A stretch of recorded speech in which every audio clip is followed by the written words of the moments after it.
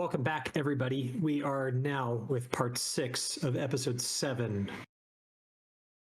Post nut. Well, are we post nut yet, Pips? I think this scene that we're looking at right now is post nut. So you can say the nut happened. The nut happened off camera, and we are now post nut. We blew our collective nut on the previous episode, and now finally we'll get some true insight, which he should have clued in maybe like 8 episodes ago. Yep. Like prior to all this shit starting about him being the dragon. But we're back with Daniel. How'd you hold up in the last one, bud? I'm still here, so I'm hoping that by the end of this I will still be kicking. So we'll see. And are you still on the Jack and Peach, or have you cracked into the chocolate schnapps? I have cracked open. It's a Mozart dark chocolate, and it's pretty good. Yeah, 17% by volume, so it's actually decent and potent. All right. Well, I've upgraded to wine, and even though I've got a full afternoon of chores to do, I'm going to do them drunk. Pips, Alex, how about you guys? Still drinking the straight bourbon, which is 45% by volume. So, if we're not that we're comparing sizes, but mine's bigger. I was hoping to feel like a real man for a change. Don't worry, he's a horse. He's going to be 3 times bigger than you no matter what it is. Alex?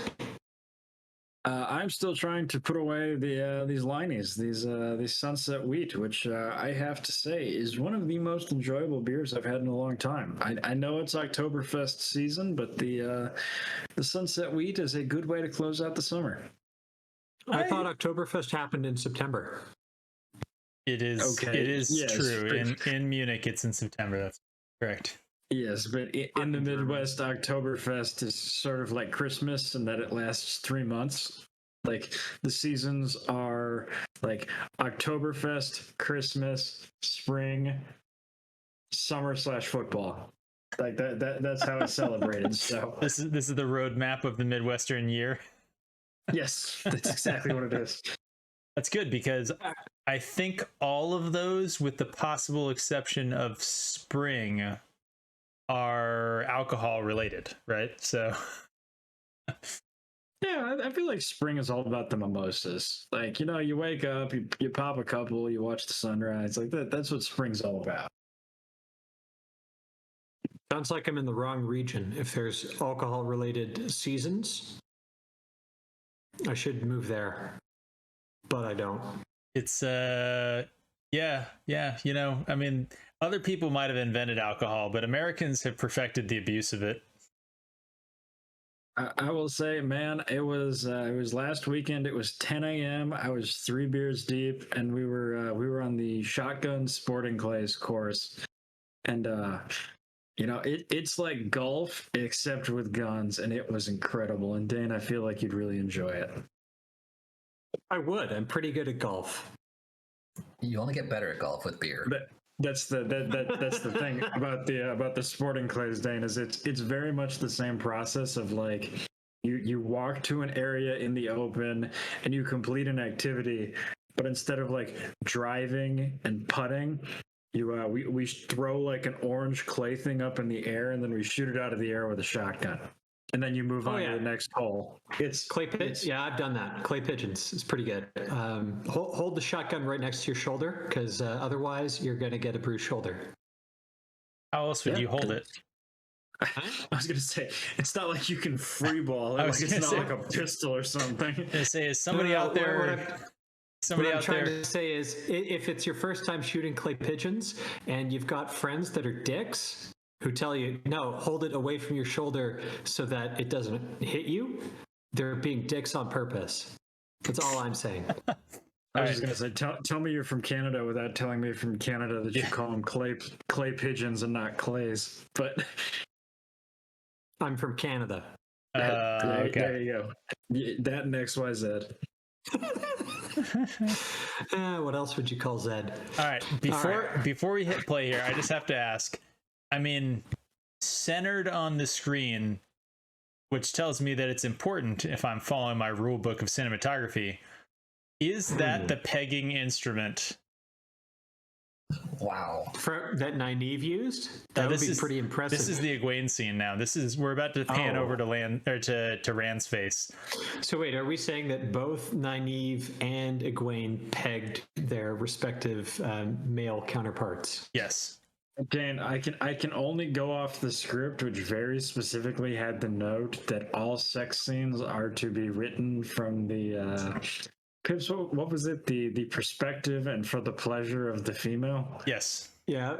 Okay. True enough. But how would Rand nut if he was just? Oh wait. Yeah. Okay. He's one of those. He nutted when he was getting pegged. Okay. Yeah. We know that Egwene doesn't know how to heal, so she could use that and then heal Rand, right? Yeah. That's interesting. Yeah. So it's kind of a prostate stimulation, and then you get the whole body chill of the healing. Is that what you're arguing? Exactly. I think this could be very canonical. Man, Egwene is really hardcore if that's what she's into.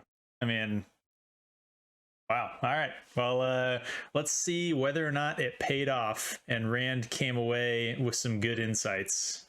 But leaving aside, if that's not a pegging implement, what the fuck is that? That's what I mean. It's centered. It's prominently on a stand in the center of the shot. I don't know what else we're supposed to think it is. It can't be like a fucking stand lamp because they don't have electricity in Fuldar. I'm pretty fucking sure. It's an upside down kettlebell on a stick, which I'm pretty sure could only be a spear. Whatever it is, the prop person that made it did a fantastic job, and I'm sure they were a diversity hire. Thanks, Daniel.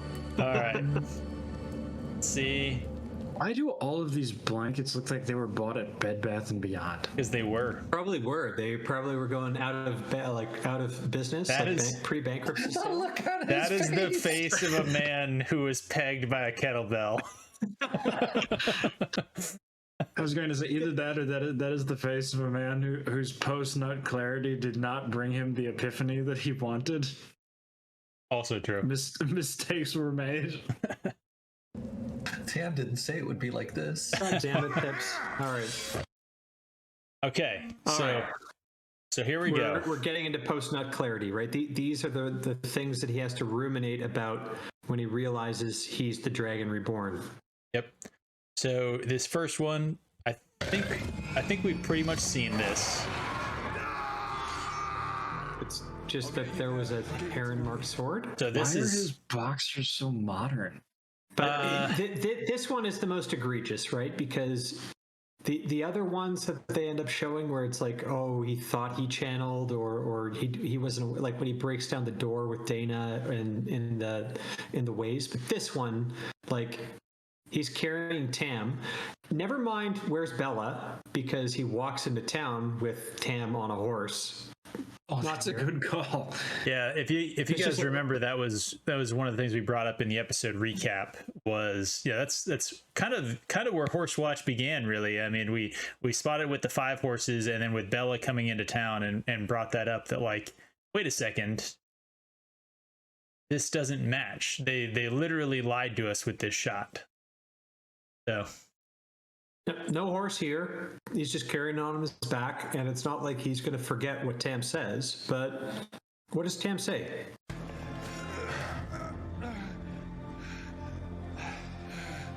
Carrie? Carrie, it was so hot. I didn't mean to find her there, but I had to get away. Up the mountain, into the snow. He was crying. Who was crying when you climbed up the mountain to the snow? Because we've already seen no baby was delivered until after you showed up. I think he's trying to talk to Carrie here. That's what I'm implying. Yeah, but what I'm saying is that this is similar to the line that he says in the books, but it is not the scene that they showed us in this episode's cold open. This episode within itself is screwing up the timeline again. Yeah, this is accurate to the book. Yeah. Right? I had to go up the mountain to kill those bitches. And then when I got there, she was stabbed and pregnant. Yeah, we're going to see if he says another line. All right, no, so he didn't say another line there. But yeah, so went up to the mountain, heard him crying. No, you didn't. You helped deliver the baby. So yeah, they jacked that up as well, and now we can see he's walked away from the bed with. He looks like he was a little bow-legged. I think we could say he was a little bow-legged in that walk. And now he's hitting the bullseyes, right? So, what is the show actually trying to tell us here? He looks pissed off. Yep. He's upset after having sex with Egwene. No, because he got pegged. He didn't have sex. I love how everyone who hooks up in this show regrets it. Right? So I misspoke. After Egwene had sex with him, Yep. He's upset. Now he's hitting bullseyes, and he has clarity of thought. Why does he have clarity of thought? And why does he have, like, what's changed his character at this point? He got from that perspective. I'm beginning to think if we should stop saying this is post-nut clarity. Like, I know that's a thing, but I don't think he nutted. I think he seriously got pegged, and he's sore. It's caused him to reevaluate his life. Yeah, I think this is... Yeah, I'm a big fan of in the chat. Flaming Uno Bloody Nemesta brings up a great point. Like, I don't think anything happened here. I think the pattern just got so frustrated waiting for this bitch to figure out what was happening. It was just like, fine, you know what, you fucking moron, you're the dragon. Like, you didn't figure this out. You didn't earn this. Time just ran out. You're the dragon. Get it going. Your dad fucking told you were the fucking dragon like 3 months or a month ago because of 1 month later, and you didn't react at all to the revelation that you weren't actually his son. And now you just got pegged by a girl. Time to get with it, bud. I think Nomesta or Flaming Uno is probably onto something here. The pattern had to course correct at this point because Randall Simp was just not willing to move the plot forward. I love the idea of the writer's phone ringing, and it's the pattern itself saying, "We got one episode to go. Wrap this up." All right, so that's exactly how they did it. So now he's shooting well, which we already talked before. He actually made one bullseye, I think, in the original grouping, and they were all like within the red. No, he didn't. All 4 of them were in the red. Okay. In exactly like the quadrants. Like he could not have spaced out 4 arrows more further away from one another while keeping them all in the red. Perfect. Well, here's the question. Is he still at the same distance, or did he just, move forward 10 feet in order to shoot these bullseyes? We'll keep an eye out for it. I think he's at the same spot. Yeah. But either way, it's like a slight improvement is what we're supposed to be seeing here. But Alex's point drives me nuts because they couldn't even do the random misses actually random. They had to actually group them. It's... Yeah. All right, so we're seeing it's convincing me more and more this is not post-nut clarity. He didn't nut. He got pegged.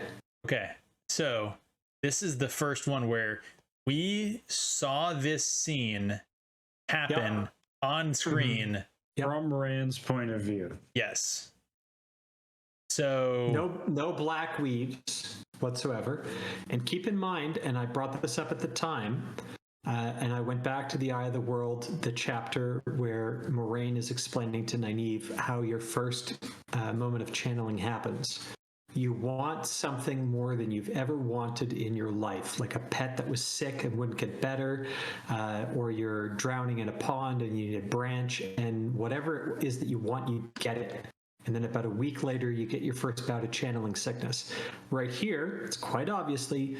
Rand wanted to get away from this ugly-ass Tumblr barmaid more than anything he ever wanted in his life, and that's why he channeled. You're literally speaking my thoughts out loud. We've circled back. She's a hard 2, people. A 2. This scene, this scene broke me. Like, I can't... This is the scene that I couldn't process this show. This Tumblr barmaid, literally, that's what I thought. Tumblr barmaid. She's so fugly. I can understand him wanting to just get out of this room, no matter what. I don't even want to get my sword back. Yes, it's my father's, and yes, half my internal monologue throughout the whole Eye of the World is about my father and the importance of this sword. But I just got to get away from this bitch. Yep. Channel, boom. And just so we remember, when was Rand's first moment of channeling in the books? Bella. Bella. Because who is Bella carrying? Egwene. And you know what? When he does that, he ends up less of a simp than he does in this show. It's ironic, but that actually makes him seem like a good, decent character and a good, decent person. Not this.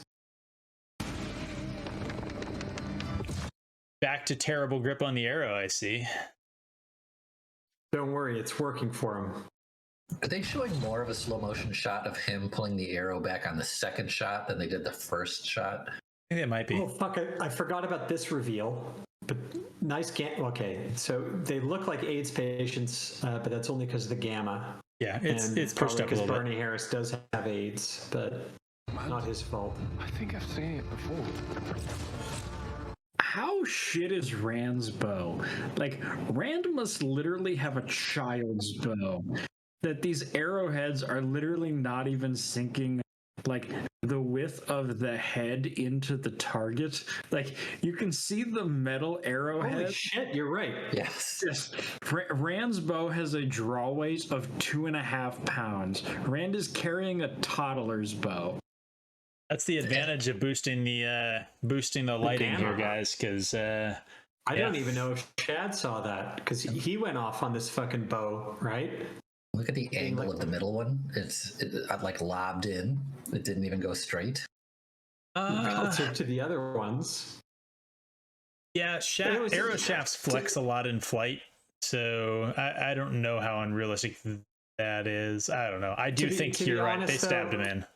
Yeah. There has never been in Hollywood any actual shot arrow. They stick it in, they flick the arrow so that it does the wobble, and they cut to it. And that's how it's always done. But generally, like, they have somebody who isn't a 92-pound girl stick the arrow into the straw so that, like, it goes deeper than the fucking arrowhead. Like, Well, Jesus. I don't know. I Wait, think can we Dane. blame the Czechs for this one? I was going to say Dane would be willing to point this out. This was probably a fully grown Czech man who did this. Probably. The more, Blame the Czechs. aside from the technical shooting of the scene, the important story element what we're getting here is that the flame in the void is all about channeling your anger, getting as angry as possible, right? Because that's what he learned from Tam. To like be very emotional, and then that'll make him shoot better. I'm not even sure that we can honestly call this the flame in the void. I know that show shills who claim to have read the books and probably just read the wiki, bring that up like, oh, see the flame in the void. He's shooting better now. And it's like, yeah, but the show didn't do anything to introduce that concept, right? So like, there's no explanation for why he's shooting better now, right? But even if the actual have to rename this. We can't call this the flame in the void in Wheel of Prime. This is the peg and the nut. He got pegged, he nutted because of it, and all of a sudden he's got. I thought you said he didn't nut. It was no post nut clarity. Well, that's you're the thing. You're back on he nutted. I'm backtracking. I'm thinking that Randall Simp, the character, not from the show, not the Randall Thor Dragon Reborn that we know and love. I think Randall Simp got pegged. He nutted because that's what he was into, and just loved the prostate stimulation. And yeah, maybe he did have kind of post-nut clarity. However, it was induced. All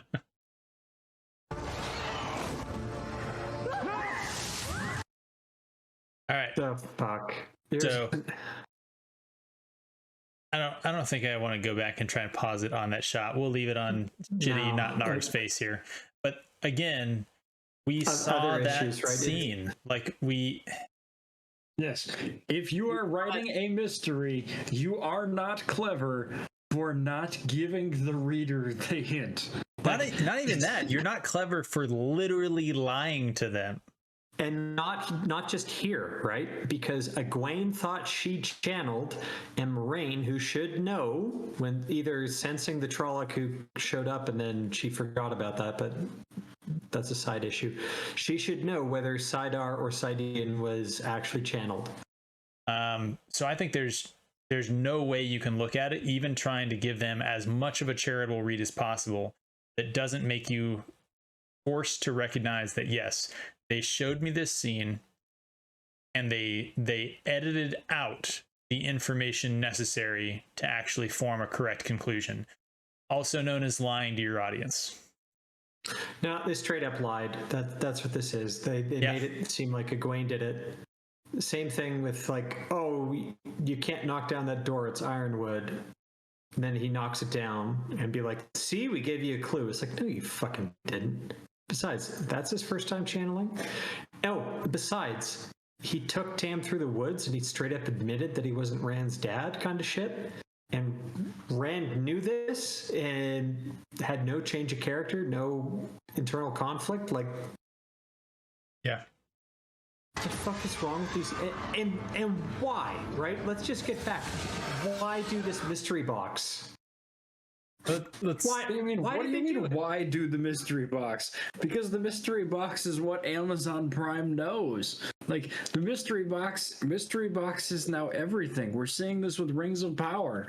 And maybe that might be the most damning thing about the Rings of Power show is that the Rings of Power decided that they were going to do the Who is Sauron mystery box, even knowing that everybody in the Wheel of Time fandom hated is the Dragon mystery box. Like that is everything they do. I would have thought that the mystery box would have been popular Lost season 1. Right? Because that was great. Like, and they like the setups there, and everyone was kind of promised, ooh, Lost, we're going to get answers to all this. Now, the reason why Lost was such a giant fucking disappointment is because it didn't answer fucking anything. Backgammon? Give me a fucking break. But season 2, Lost didn't get nominated for jack shit. Yeah, I'm with you there. That's when the veneer should have been gone, that these people were all hacks and none of this was any good. Yeah, that's when I stopped watching last season 2, because just what you said, season 1, and I remember them promising, not to get off track, but they literally came out and promised that everything would have answers and that they had a complete story, that it was not open-ended, and was a big lie. And it was completely open-ended, and they didn't answer like all the cool stuff from the first early episodes, right? Yep. Of Locke being like, oh, it's a much better game than checkers. It's the oldest game in the world. One side is light, one side is dark. And none of that fucking shit actually got answered at the end. It was cool for a while, but it just seemed like, all right, they started with a mystery box and they didn't know what the answers were. And how antithetical to Robert Jordan is that when you think about it? It is. There were plenty of mysteries in the Wheel of Time. There were a ton of them, and you didn't know how it was going to get resolved. And there were early ass clues. I think in the last one I mentioned, how did Pat and Fane make it through Matcham Shin that you see right now? Well, that answer partly gets revealed with the cleansing of the taint in Winter's Heart, right? Antithetical evils annihilate. That's how he had the immunity for Matcham Shin. He was already embedded with the evil of Mashadar. Not only did the books give us interesting mysteries like that and through the actual storytelling, but then you had very interesting written prophecy that could be interpreted different ways, and you had disagreement between prophecy. So you had actual prophecy that you could give to the audience and say, well, this is what we expect to happen, but that could happen a couple different ways, as well as storytelling mystery about how did this happen. It happened off screen, so we're not quite sure. But why use the books? Yeah. And fuck, where was I going with this? With mystery boxes, it's cheap. It's lazy writing. It's the antithesis of what Wheel of Time actually was. And they did it like they made the first season all about the who is the dragon thing, when all you needed to do to find the answer was look at the fucking cover of the third book and notice that there's a redhead holding the fucking flaming sword on the fucking cover. This is not an internet mystery that was hard to solve. I mean, I'm shocked because Alex, you're right. Like they're doing this with the Rings of Power. And it's like Amazon's so stupid. Apparently, they think that this is actually good marketing for the general audience to make your show about a mystery, an open question, and say, well, we're not certain who the actual villain is. We're not certain who the actual hero is. They'll make it Elrond. Going into your I've Rings of said it Power before. theories. Yeah. We're instead we're gonna watch possibly the worst one of the post nut sort of clarity revelations here, which is Mashin Shin here. The peg in the nut.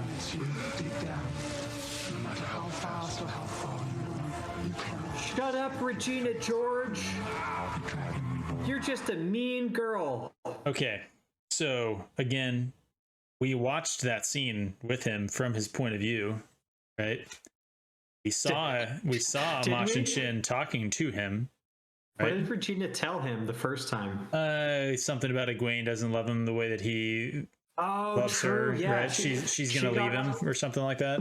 Regina got a bunch of fucking digs in him then, right? Because she Yeah. would have said like she doesn't love you as much as you love her. But He's gonna leave you, yeah. Yeah. Also, she said you are the Dragon Reborn. Oh, So that was a apparently. highly extensive conversation between Regina George and Randall Simp. Is Mashin Chin gonna actually become an embodied female character at the end of the series, and then Hopefully. go up against the Dark One and say, "I'm the real boss because I'm a woman"? Hopefully. We can only be so You'll lucky. never be the real Dark One. You're just entropy. I am the true evil. I say mean things to people online. I want to see this happen. But seriously, like the other ones were like, yeah, there's that clue and we didn't show it to you, or there's that clue and we literally like distorted it so that when you saw it the first time, it wasn't a clue at all. But now we're gonna show you what we didn't show you last time, and you're gonna be so pleased with us for giving this to you. This is like it literally had him told that you're the Dragon Reborn. It had that be said to him, and we weren't allowed to either see it happen or see his reaction to that information. Well, wait, here's a side question. If he got this info, right, and obviously he knew that Regina George wasn't telling all these lies because Regina George also told him that Egwene didn't love him as much as Egwene did not love him as much as he loved her. Yep. Right. Why is he basically saying that Matt could be the Dragon Reborn in that scene? Right? Why is he Well, what saying if Matt's any of the dragon? things that he's been saying? Like this gives the whole game away. in Faldara, right? Yeah. He should. He doesn't act like he's got any revelation whatsoever. He No, goes he to the bar. acts- He has a drink. He acts Doesn't like he matter. only heard the first part about Egwene not loving him. That's the whole arc of this episode thus far, is that's what he's responding to, because it's his insecurity about her and Perrin and his insecurity about the two of them and, you know, whatever, right? But he never reacts to this until just all of a sudden at the end, because the plot needed it to happen. We need to finally unpack the mystery because next week is the After season he's been finale. pegged and he's had his prostate stimulated and he busted his nut on the bed sheets. Yeah, I went there. Gross. Milk in the prostate. Does Gross. this show actually have makeup artists, or do they just let every blemish just show proudly on these Well, actors? Rand actually does also have a mole on his nose. I think I pointed that out in one of my I'm other... sorry, I missed it. Yeah, all Wait, of you see that right there at the tip? Yeah. Yeah. No, he's had his nose broken because it's not straight. It's like kind of off to the side somewhere. And he's also got a mole on it, but it's not as egregious as Egwene's one. But yeah, not perfect symmetry. Dane only accepts perfect symmetry, people. Well, he's half Polish, right? We got to give him some leeway. You are It's not the perfect. Dragon Reborn. Did anyone get that was his voice? No. Well, it wasn't Regina. Was it, It Regina was- George? It was so there was an overlay of like a guy and a girl's voice here.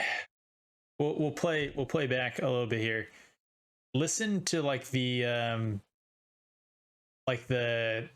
background sort of deeper aspect or deeper register to the voice, and tell me if you don't think it's his voice with some digital sort of stuff done to it.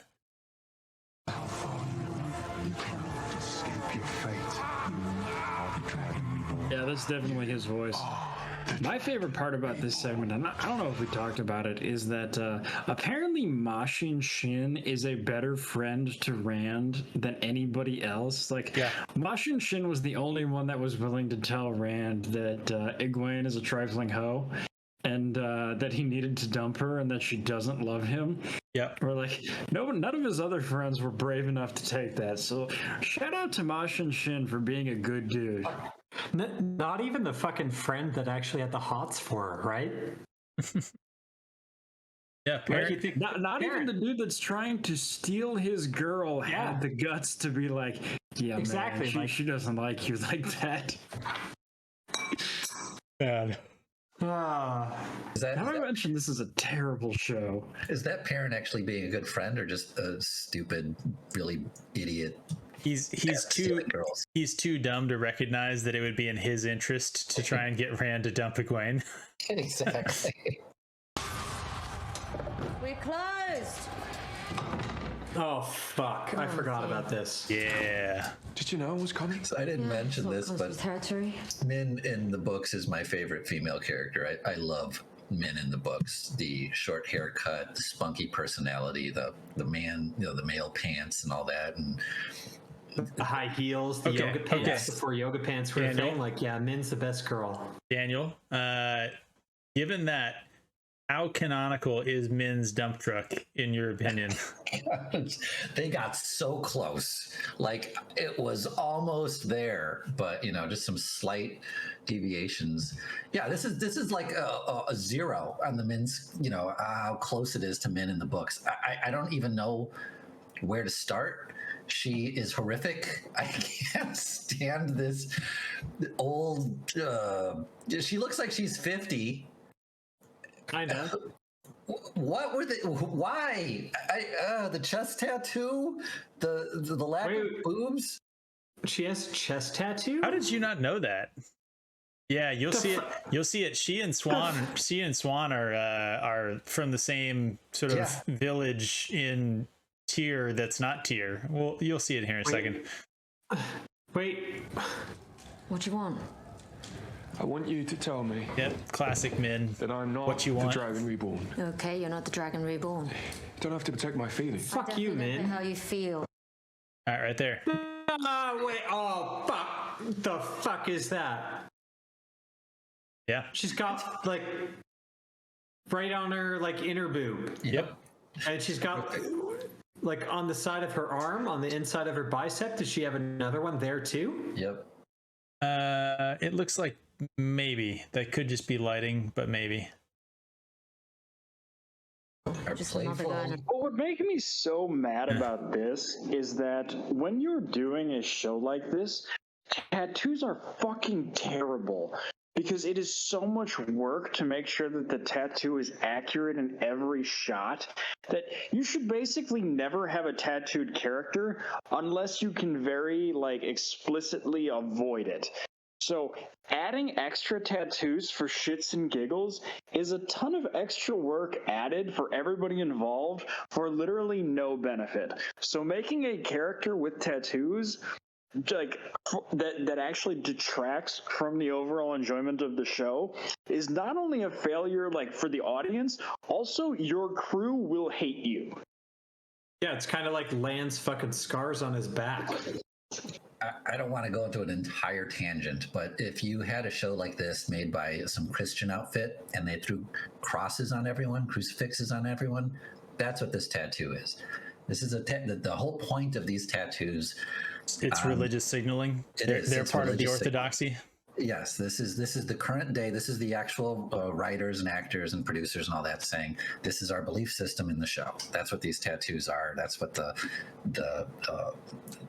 nose rings and everything on characters that shouldn't have them. And it's not like they're not in the world. We know that Robert Jordan put nose rings and tattooing and stuff on different cultures in this world. Yep. The sea folk. Chains The sea- from the nose to the earring kind of shit. Like, Yeah. the Sea Folk, the Sharans, I believe some of the different cultures in Xianshan, and then the Domani. The Domani in Eridamon had fucking face tattoos. Yeah, but we talked about that a little bit earlier about face tattoos being painful, but like, yeah, dudes with beauty marks and whatnot. I thought those were like a medieval thing where it's like a little felt sticker. That's because I think Ituralde's fell off at one point. The books. You might be right, but what's his nuts? Harnan from the Red Arms? He's got a fucking hawk tattooed on his face. Yep, that's badass. True. There we go. All right. I just like so Jonathan brought up previously how Min was just turned into like generic fantasy seer. So he walks in, what, you knew that I'd be coming back? Yes, it comes with the territory.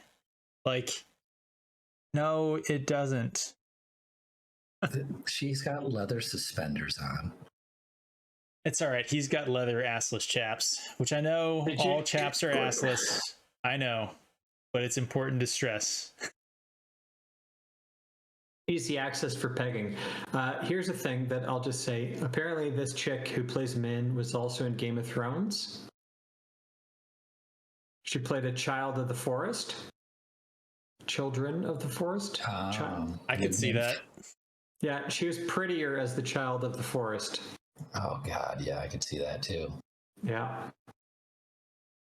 Another bar that wants something from me. I think we got off on the wrong foot. I'm sorry, I didn't even introduce myself. I know who you are. Look me in the eye and tell me that you want to know what I've got to say. Because once you do, there's no turning back. It was the first vision I ever had. I was a kid. What? Wait, what? Oh, that was a transition of time. That's what that was. Yes. Dane, you get it out of your system. Pouring in fucking glasses. A parachronism.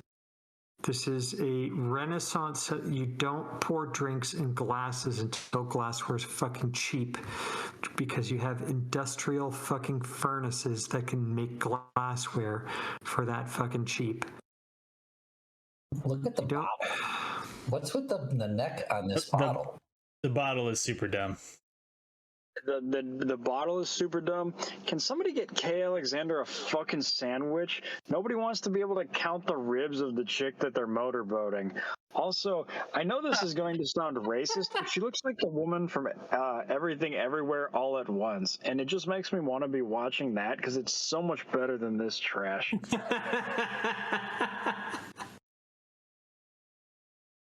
Facts. Her chest tattoo was put in there to emphasize the fact that she had actual tits, because that's not even a cup. That's like half an A cup. Walking down a damp alley. That's a fucking 2 onto your bosom right there. And when I turned a corner, I saw. There you go. There is a tattoo on the inner side of that arm as well. You can see it there, right next to the text box. Kill me. Which is another thing that is anachronistic. I can never say that word correctly. That's a modern day thing. Like, why would someone from that time, if you're going to wear a tattoo, it'd be to show it for, whatever reason. Like you mentioned, having the tattoo on your cheek. So you guys missed then probably. She's got that a fucking Liane sideburn tattoo. Look at that. Yeah, I was gonna say she has them on her ear and behind her ear, but you guys missed that Liane Sharif also had a neck tattoo on the back of her neck, which is actually just the actress's actual tattoos. They just let her keep her own tattoos. They didn't cover them up at all. Dude, at this fucking point, I would not be surprised if there's a chick that someone bones who has like an "Aren't You Lucky" tattoo on the lower side of her back or just above her fucking pubes. And then, maybe one day we'll see a dude fucking with a Mickey Mouse with a lawnmower tattoo above his pubes. Like, hopefully not. They actually, we can say that they absolutely won't do that. Amazon doesn't want to fuck with Disney. You can't go after the house. Can't go after the House of Mouse. They'll sue you into the ground. Isn't the mouse supposed to be past copyright by now? Oh, wow. Only the very original one that like looks like shit. They won't let it actually go past copyright. They'll just buy some judge. They call me a conspiracy theorist. Oh God, see, Good Tam. And she's been stabbed into her fucking womb by now. I looked at him. I love that it didn't start with Tam or I saw with smelling Rand. blood. He learned simping from his father. After she murders his entire squad, you know, he shows up just to help her give birth. That didn't take long. And she's still pregnant. I actually like this because it explains a lot of Rand's brain damage. Like, if we accept the fact that he was stabbed in the brain as a baby, you know, a lot of his behavior in this show makes so much more sense. That is true. That's a very good insight. I'll agree with that.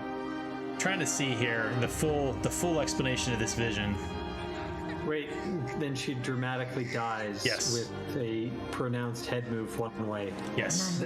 This entire vision is not about Rand. This entire vision is about how his mom was also a female hero, and she needed her own little mini movie to show how awesome she was. Okay, so I think we've gotten a full description of it. So I saw a man in armor walking. He was carrying your Heron Mark sword. There's no evidence to suggest that she's seen Rand's sword close enough for her to have identified it from any other Heron Mark sword. Like, it's just a sword, right? Like, Min wouldn't tell one sword from another if she even saw that it's a Heron Mark. Okay, like, how would she know it's his Heron Mark sword? And the whole like, raising a baby in a wooden house surrounded by 2 rivers. Like, 2 rivers, see, guys? But like, how she doesn't know that Rand's from the 2 rivers when she sees him. Like, this is. How does everyone feel about Min's seeing power simply being just seeing the actual person move around instead of symbolic? I hate it. It's terrible. Because if they wanted to do mystery box kind of stuff, then having Min actually see shapes and symbols that aren't quite clear would be a much better way to give a visual to the audience and say, what does this mean? You mean other than Teen Wolf Perrin? Yeah. So I don't think this. Let's make this abundantly clear. Teen Wolf, even at its worst, was significantly better than this show, and there is about half a season of Teen Wolf that is actually legitimately great. Like, the scene when they decided that they were going to do a full-on horror scene, or that half season was actually some of the best television that's been produced this decade. So let's lay off of Teen Wolf here, okay? All right, this show is worse than Teen Wolf. Teen Wolf, not that bad, according to Alex. I'm talking about the MTV show, like the actual movie itself has maybe the best, like, if you want to shock somebody, like a 16-year-old as to what television was like back in the day, the scene where his best friend hands him a joint, or the main character says to his best friend, I need to tell you something, and his best friend hands him a joint and says, if you're going to tell me that you are a F slur, I'm gonna need another joint, is iconic as far as just the WTF reaction you can get from people. But I am way off topic here, so go ahead, Phipps. No, I was just going to say that I think the visual we just got was explanatory to the audience. I don't think that's the vision that she had. I think the vision that she had was probably like Rand carrying the stupid baby. It was just like, I see him carrying the baby in a house surrounded by 2 rivers somehow. I don't know what that's supposed to look like, but whatever. But I just don't see how that becomes the dragon, becomes Rand, right? Like, it would have made sense if the vision that she saw of Rand was that man in armor with the Heron Mark sword, right? Like, there, as of right now, there's no connection between the vision and between Rand for her. She also doesn't have visions about like random people all the time. Yeah. Right? It's like it's kind of got to be important for it to be a vision, and like you're saying earlier, it's got to be symbolistic about something. And two rivers, like how many places in the fucking world could have two rivers beside like it? And you can't even see two rivers from his fucking house because one is way to the north, one is way to the south, and they just call it like. Yeah, he's not even next to one of them. But the other thing is that Min doesn't actually know that Rand is the Dragon Reborn until book 3. I guess maybe book 2. Book 2 and Falm. That's when she finds out. She kind of clued in. She could have clued in a little bit before, based on some of her visions. But hey, you know it was a good fucking scene. Yeah, I know. But you know it was a good scene? As written in fucking Barrelon. Yeah. With Min. Not this. Not the first scene with Min, not this fucking follow-up confirmation post-peg nut. Yeah. Fucking scene. When Min is teasing him and stuff, she's so playful and adorable. And this is so not. I can't stand this. Best girl. She was the best girl. She had the dump truck ass. She had the fucking high heels. She was cute, sassy. She was with everything that Rand needed when he was going through his worst. Exactly. Like she is the cure to like he would have completely gone over, without Min. Min was a ray of sunlight in his life, constantly by his side, And his darkest point is when he turns away from her, right? Yep. Gathering Storm, Semirhage, the male item, like it all kind of comes through, and he is fully broken at that point. I think that your prediction for the last one is correct. If this is the Min that exists, then Veins of Gold doesn't happen. Yeah, he needs to have 3 fucking awesome babes in order for him to think that life is worth living. If he doesn't get that, who the fuck would live through this another time? Like, that's the whole point. He would definitely go Team Ashamael and say, yeah, let's break the wheel and stop having to do this over and over again. If he had to fucking fuck this chick, he'd nope out in a second. Fuck, I would, and I don't have 2 alternates. Yeah, that's actually the difference between Ashamael and Luz Theron, is that Luz Theron got Ilyena Sunhair, and Ashamael got his girlfriend Jill, and Dude, I am not going to lie. I'd probably be on that Dark One train too. Like, all right, boys, sign me up. Let's start Balefire and Camelin. Like, let's knock this out. Let's end the universe. Entropy sounds good. Endless blackness for all time. Yep. Yeah, I'm Team Lady Balefire. Just Balefire everything. For sure. Yeah.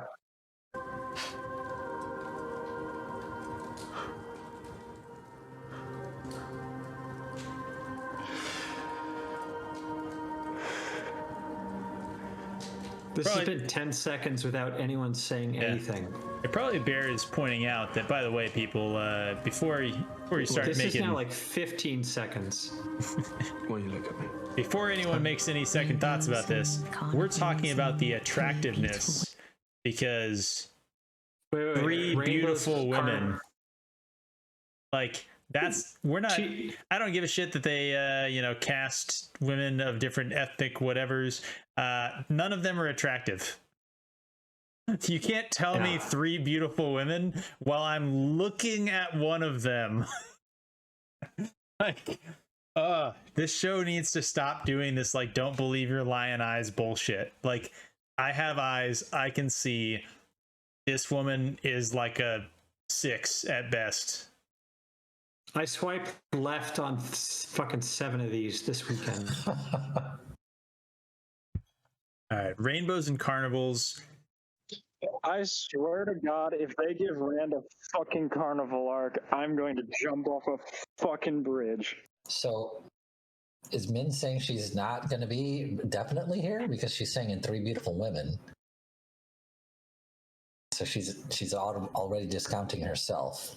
Or she thinks very fucking highly of herself. She saw herself in the group, and she was like, "Yeah, fucking hotties for days."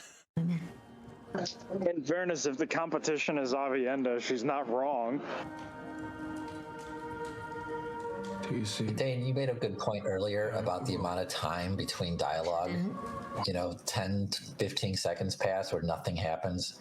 They do these pauses as if this drama, we're all supposed to be at the edge of our seat. We seem like a decent person. Do I make it back? Oh, wait a minute. Is she flirting right now when she was looking down and said, you're a decent person? Was that supposed to be? I don't know. But isn't the Eye of the World a thing of legend that men across the borderlands go to seek, periodically all the time? Because it's, it's this like good thing that you want to try and go find. It's as big as the Horn of Valir is elsewhere in the Borderlands. Yeah. So I see the Eye of the World, wish I didn't. If she's supposed to be somebody who at least has lived for a long time in the Borderlands, let alone be a Borderlander, she's lived at least 35 years in the Borderlands. Yeah, seriously. Like, just consistency. It's not that fucking hard. Like, it literally is not hard to just not have your characters constantly just going against your own story, your own lore. Like, all right, can we do tattoo watch for the next one? Because I really want to see if this fucking sideburn and neck tattoo kind of persists. They'll get dropped from at least one scene, unless it's the actor who just actually has those tattoos. Some of the actors and actresses, they're just they're just not covering up a tattoo that they have. Here's the question: like, this looks like someone with a Sharpie did 2 lines off the side of her head. It does look very low effort. That is true. Yeah, this is lower effort tattoo wise than I try and put into these rewatches. But quite honestly, who would decide I want this for a tattoo? I want 2 lines that streak out of my sideburn, skip over my ear, and then go down my neck for an inch. I think she's got a line on the outside of her ear too, which makes it even more silly. But yeah. Good fucking Lord, you might be right. Was she just doing a Sanchan eye roll? A Sanchan like ward against evil wave? Son of a bitch. Broken nose Rand. That's not a star fort. That's a square fucking fort. Hey guys, I'm gonna have to dip here, but I feel like you've got this well in hand with the appropriate amount of derision. Pause, Alex. You're tailgating. Like the Packers are about to kick off, right? I wish, dude. I've already missed the first quarter. No, I got a fucking work call going on here in a minute that I gotta grab. All right, my man. Well, thanks for being on. I might maybe consider animating your departure. Probably not. That would be some effort. Just swap them out for fucking a Packers logo or something. Could be good. There you go. That'd work. Take care, sir. Take care. All right. Hugs and kisses. Bye, boys. See ya. All right. Well, I think actually that might be a first for the rewatch of us having to finish somebody out before the end of an episode, which means we've probably gone too long on this show so far. There's a hidden episode that we kind of all burned the tapes of, right? Where I got too drunk to finish it. Actually, those tapes still exist, so be careful what you say about the rest of us. We might dump them online. No. Let's keep going though, because this scene is absurd.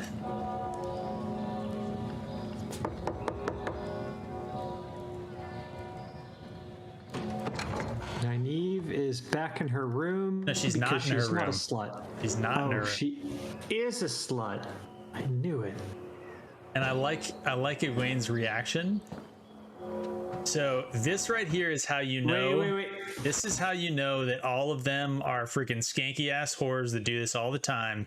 Because a normal person would walk into this room and would be smirking her ass off. Yeah. A normal person would be like, I guess she made her bed and like went out, right? She went to go get breakfast or something like that. Because this bitch is like, but instead pegged him. But instead, she knows exactly what happened.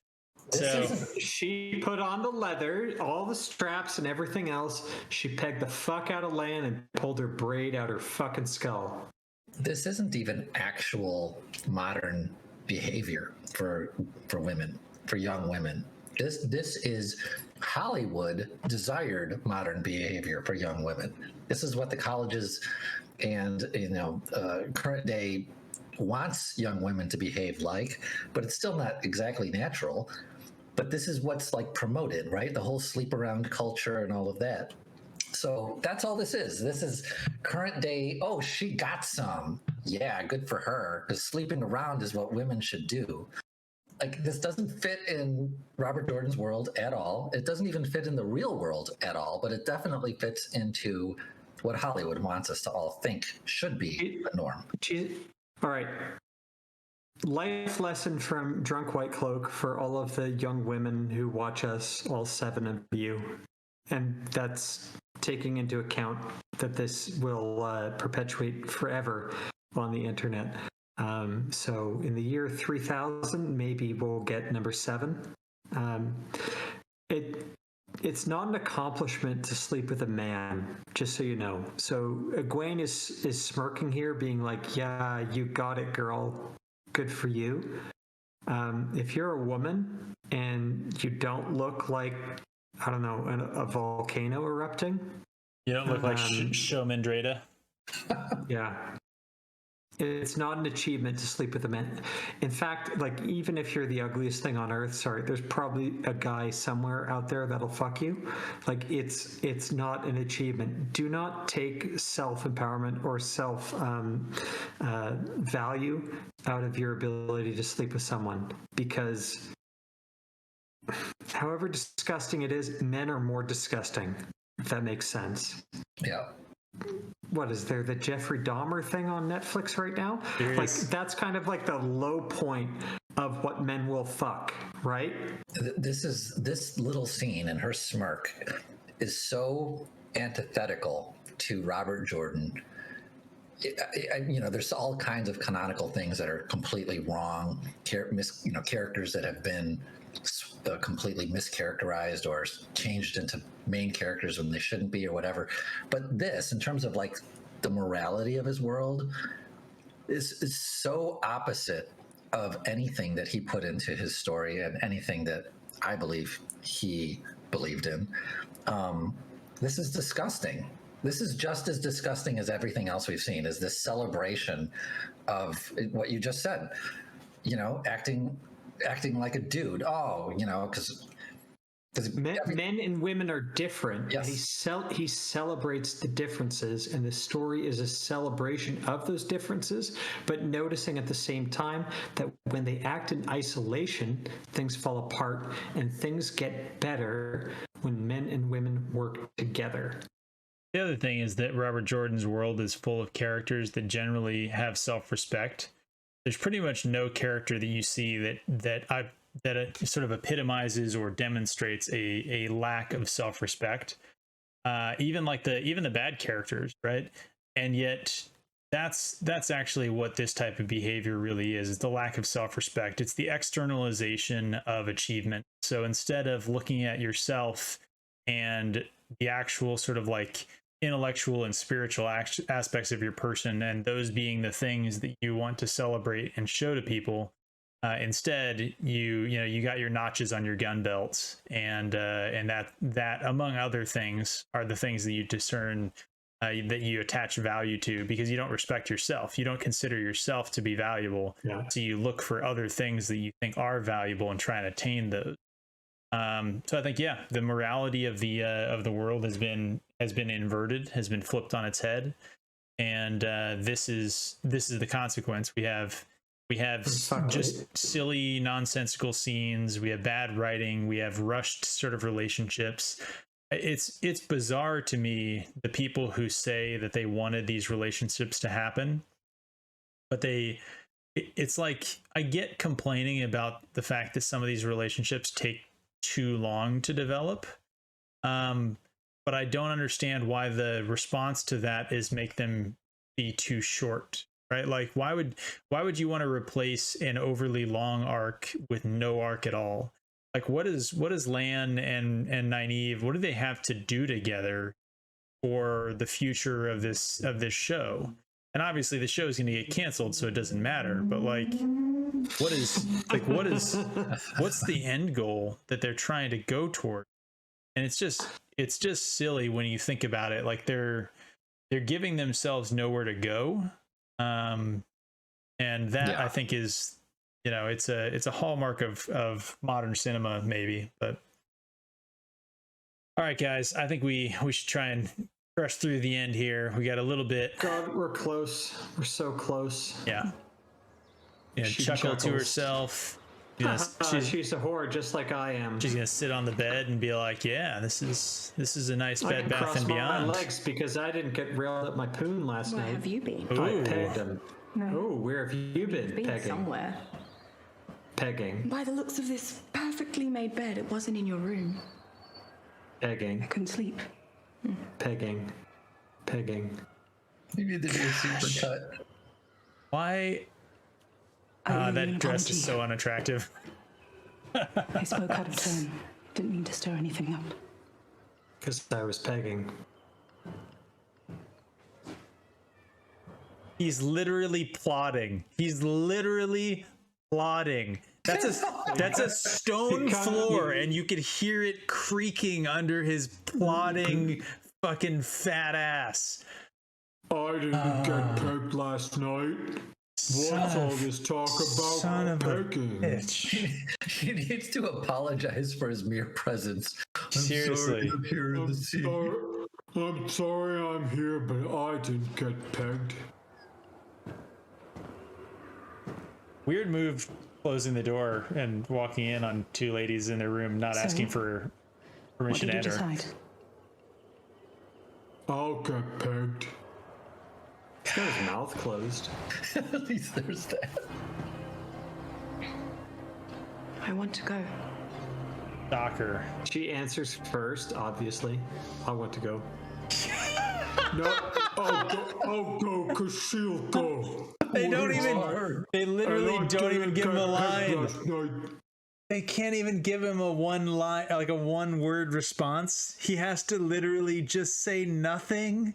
Like, Wait, fuck. He didn't even get any dialogue yet in this whole fucking section, did he? No. Oh my god, I feel like my diaphragm is about to burst. Wait, what? All right, Nynaeve, talk down to somebody. Be. Where's Rand? He's getting pegged. Pegged. And here we get jump cut out of chronological sequence. Yeah, which, I mean, I guess they didn't want us to know was out of sequence, and so that's why they didn't adjust the lighting or anything else, but it looks like full day. Yeah, they wanted it to be, confusing. But I thought Rand was at the door. Finally, Moraine. It's me. Oh god, look, she's confused with her mouth open. Well, wait. When he explains to her how he knew, how did you know it's you? And then he goes through, well, about a month and a half ago, my dad said he wasn't my dad in a fever dream. And then about a month ago, I channeled for the first time when I really wanted to get away from this Tumblr chick. And then a couple days later, some other shit happened. And then, Machim Shin told me I was the fucking Dragon Reborn, but you told me not to listen to them. But then Min said, yeah, I'm the dragon. The fuck is the plot of this? So you're saying maybe there's a chance. Yeah, exactly. 1 in a million. Oh, nice. I don't understand. She left. Okay. So, Moraine masked our bond this morning, is what we get from this, because she masked our bond, she left. I think the implication is that she didn't mask their bond while Nynaeve and Lan were banging. So Moraine was a peeping Tom the whole time, and then this morning she masked her bond. If you were Lan, you're like, yeah, she probably masked the bond because you were started fucking railing me with that double ridged fucking crocodile skin last night. That's my point, is that if she had masked the bond when they started banging, then he wouldn't assume she would. Then he wouldn't have considered that noteworthy related to her leaving. It would have been like, yeah, she masked the bond because you were giving it to me real good. But if you were lesbian Moraine, the last thing you would want, I think, is to feel the sensation of your male warder getting a strap-on rammed up his ass by another woman. You guys have solved the mystery. I thought there were plot holes here, but now I see. No, it makes sense. Yep. So Moraine actually, that's what we do. Moraine actually felt and experienced the whole thing, masked it afterwards, and or during, because it probably went on for at least 17 minutes. No, that's what I'm saying though. If she did it during, then the dialogue makes no sense. The only way the dialogue makes sense is that the masking is associated with the leaving, not masking associated with what happened before leaving. So therefore, the bond was unmasked until she left, which means that it was unmasked during the pegging. Well, to be fair, we don't know how Moraine and Swan, do the deed together. So maybe this is normally part of their interaction, and so she wasn't so horrified by it. There's plenty of chains, some double-ended marital aids, and maybe a whip or two. But we already went through that episode. We're not going back to it. Yeah, okay. I'll defer to an expert on it. And I'm far from one because, I'm not a lesbian. This looks like such shit. Did you see Perrin stand up in the background for just a split second? I can be in the scene too, right? What was for a second? Fine, you can stand up. All right. Why is every fucking tree in the Blight a copy pasta of the same fucking tree? It's also like I think somebody else has said this. I thought the same thing similar when watching this. It looks like a field of, I think they're called crown of thorns starfish.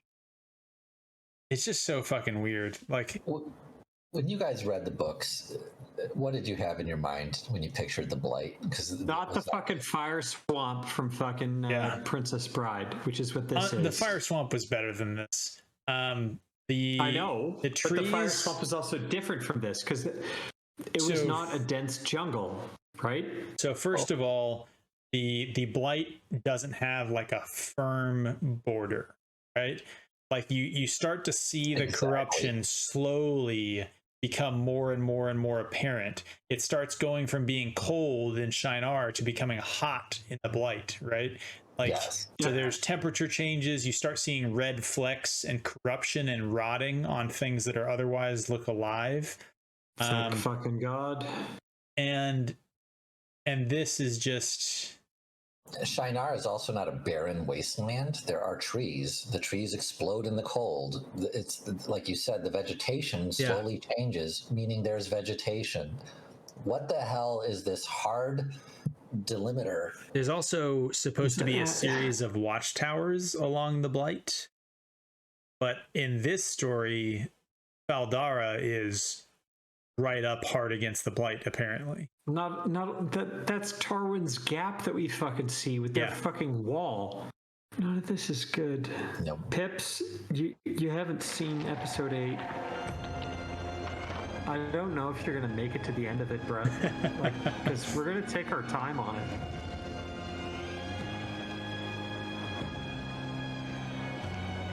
What is that? fire swamp. Every fucking tree is the same. Why again with the whisper? Like every fucking one, it's like slightly altered, but this is like the fucking scene from Rings of Power where he had all the extras, and someone identified with red circles and yellow circles and blue circles and whatnot. All of them were regenerated. Like, so the other thing, same fucking thing, but with trees. Is fucking again checks. They know, like he knows they're going into the Blight, right? Like he knows that if you're going north into the Blight and you saw this, like what is that? Did he literally ask what is that? Yes. And then she said the Blight? Yes. What is that? It's a ham sandwich. Like, get fucked. I can actually Rand understand. is dumber than Perrin in this show. I can understand Rand's disbelief and his shock, because he's basically saying, what is that? I thought the Blight wasn't copy pasted. I thought this wasn't the fire swamp, but it's the Blight. Yeah. I'm also curious to see if they walk closer. They look too small. Like I don't feel like there would be room underneath the branches for them to walk around. This is so stupid. This is a impassable wall of vegetation. That looks like it's basically like a bramble patch. Like those aren't even trees. Oh, here's the thought. Hey, if you're Shinar and you want to get rid of the Blight, burn it down. You could fucking light a fire. Mm-hmm. Just wait for the wind to kind of like blow north to the eye of the world, and you could burn this fucking shit down. All right, do we see him walk into it? I can't remember. The expressions on her face. I'm sorry, she sucks as an actress. She hasn't brushed her hair in this whole fucking episode. Okay, the first thing she does is touches the Blight. Don't touch anything. The first thing she does. Except for the vegetation.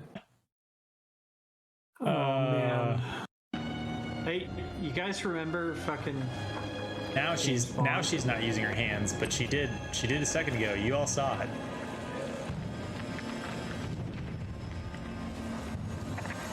Oh, there's a skull in the fucking tree there. Yeah.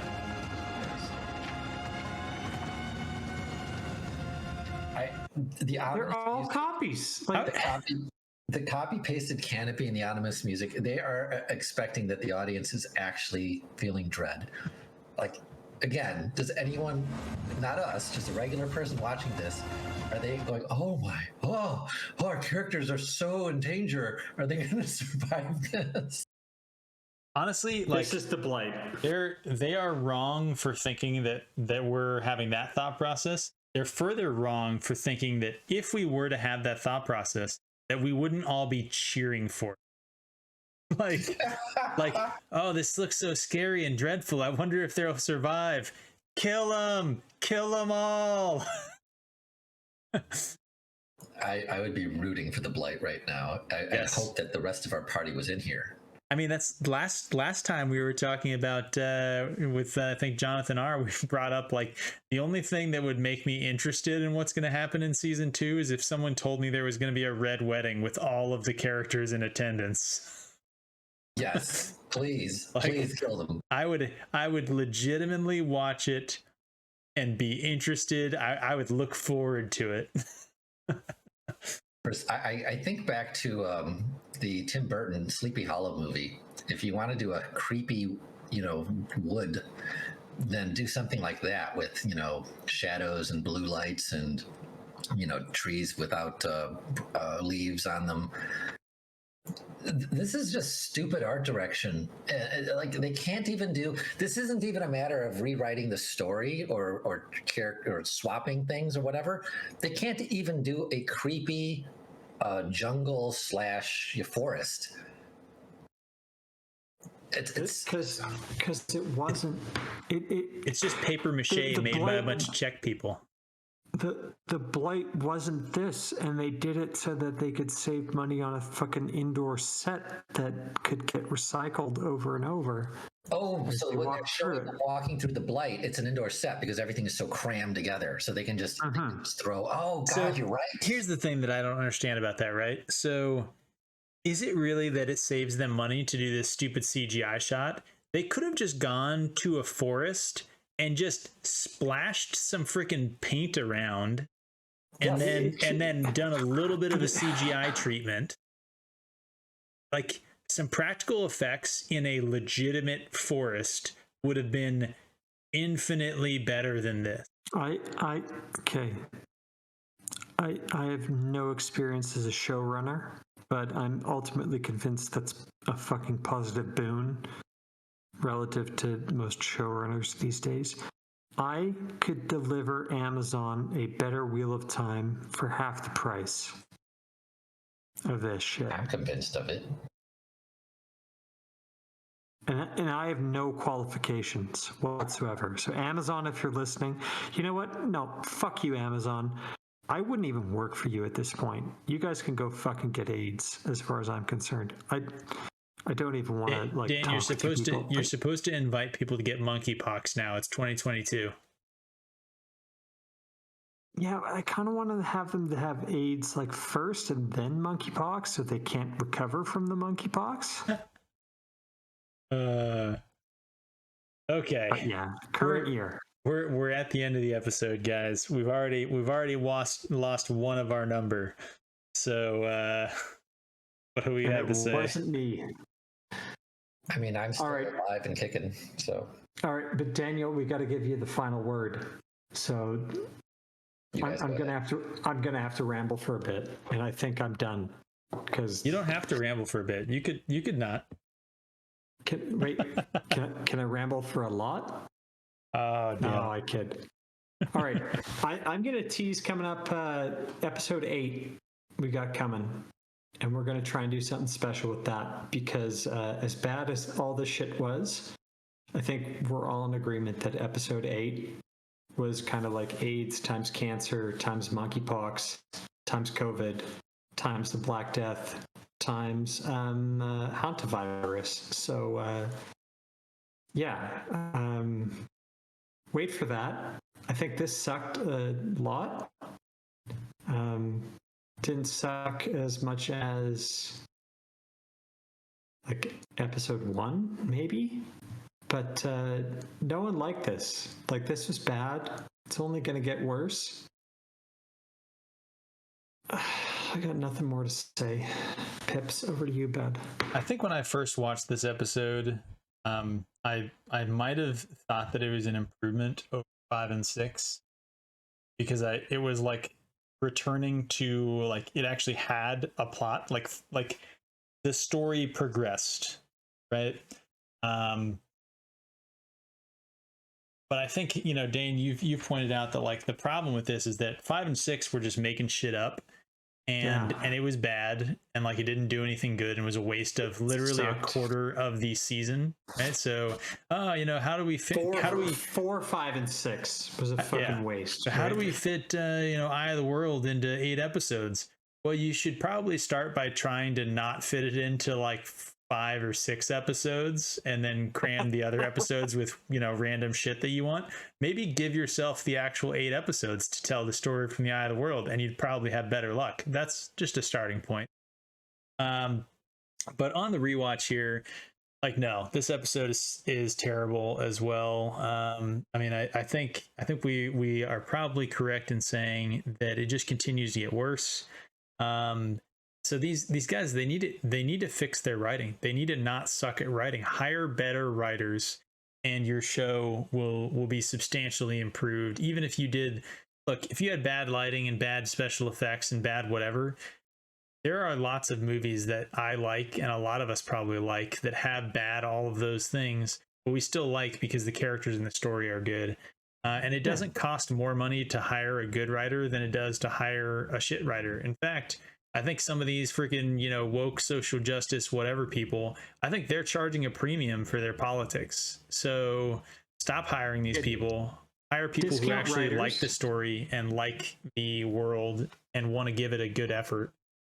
And that's all I have to say. I'll let Daniel.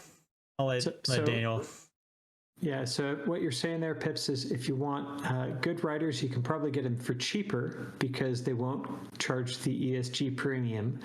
But the other thing is if you want to improve on the technical side, all you got to do is not hire a fucking bunch of checks. Yeah.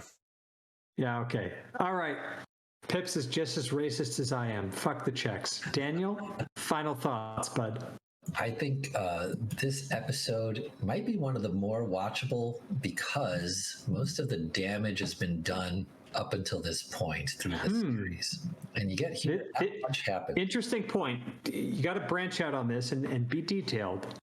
So not much happens in this episode, especially at this end point here. We're just dealing with, banging and emotions afterward and revelations that are not revelations, like Rand being the Dragon Reborn.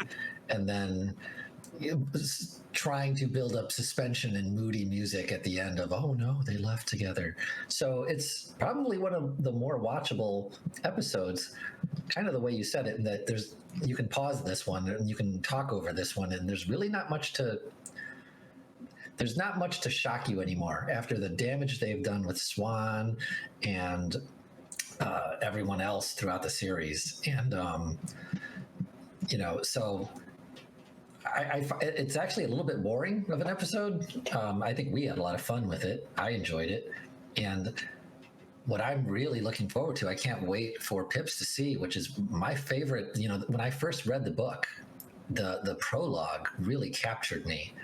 And Luz Theron, in that prologue. So I've seen the cold open. The cold open is what made me leave. The cold open was like, I turned the TV off. I went and got drunk. Daniel, we should have clarified that he's seen some of episode 8. Okay. He just saw the cold open and then basically. I wouldn't say he threw up or like. You kind of had a metaphorical suicide, Pips. Like you kind of. Like I said, I might have said some language inappropriate even for the White Cloaks audience. Then I turned the TV off and I went and drank heavily. Well, I'm just envious of you getting to witness this brilliance once again and seeing the true origin of Luz Theron, which is just going to be so canonical. And Daniel, I thought we were friends, and this is what you do. This is what you do to me. Okay. So I'll leave you guys with. Wait and see how the edit makes you look, Daniel. Oh. He's just gonna say flaming all over all your best points. And I'll leave you guys with one final little treat, which is I'm going to read to you the episode descriptions, just the first 4 words for each of the 8 episodes here from Prime's. Nice. All right, episode 1. Episode 1: A strange noblewoman arrives. Episode 2: Moraine and Land lead. 3: Moraine and Land find. 4: Moraine struggles with. 5: Perrin and Egwene run into. 6. Yep, that's the one. 6: Moraine faces the consequences. 7: Moraine and her charges are diverted. And 8: Season finale. For 20 years, Moraine has dreamed and worked towards this moment. So Egwene is the only one that gets featured outside of Moraine. That makes sense. She's the secondary main character. That is true. Holy fuck, Moraine was like all over. Well, no, Stefan was all over episode 5. I did want to say that I was disappointed when you read the Egwene and Perrin one, because I was really hoping that what we were going to see was that actually a noble woman arrives was the only one that didn't start with Moraine. That would have been great. And it was technically her. Okay. So we did it, right? We made it through 7 fucking episodes of this shit. We made it, and I am at the very end of my last Southern Peach. So yeah, I've done some serious work on my bottle. You still got some chocolate schnapps, right? No, finish that one off. So I finished my bottle of wine, and I still have a bunch of fucking chores to do. So, including places I need to drive to, which I can't drive to anymore. So yeah, that'll be fun walking. Yay. They don't have Uber in Canada? God, you guys suck. I'm not gonna do fucking Uber for groceries. Fuck that. I'll just do them tomorrow. Okay. Daniel, I hope you thought this was somewhat fun. Getting drunk early on a Sunday, watching the worst show in the universe. I can't think of a better way to spend my Sunday. This was great. Really? Oh yeah, I had a great time.